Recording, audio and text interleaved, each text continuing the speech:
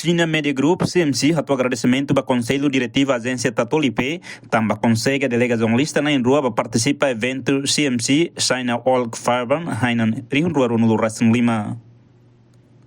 China Media Group, CMC, a cooperação com a agência Tatoli, Tinan Kotu, Hodihamete em cooperação na área jornalística, no Tinan Idane, agência Tatolipe, nessa média oficial Estado Timor-Leste,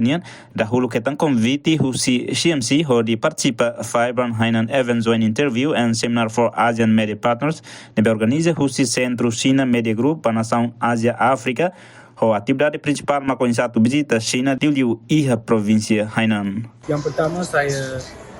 ingin ucapkan terima kasih kepada Tatoli kerana sudi menghadiri konferensi kali ini yang dianjurkan oleh CMG.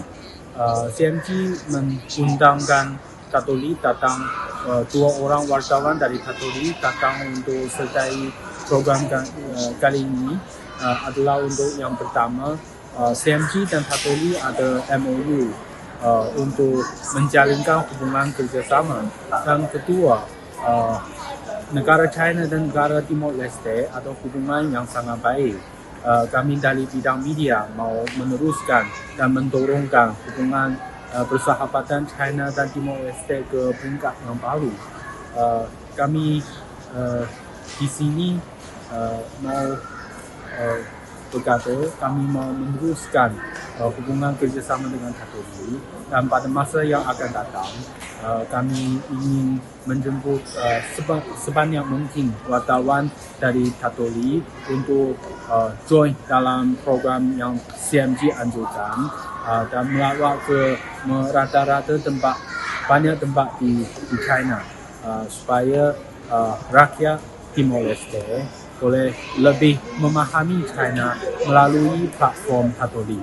E a fatina nessa jornalista beba participa evento nei China hateten ne nessa oportunidade ba jornalista Tatoliba ou em onde participa evento ne be realiza o CMC nessa nos parte ida hamete relação Tatoli ho CMC.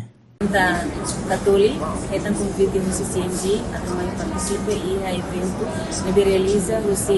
China Media Group ne convida jornalista do nação ASEAN incluir Timor-Leste.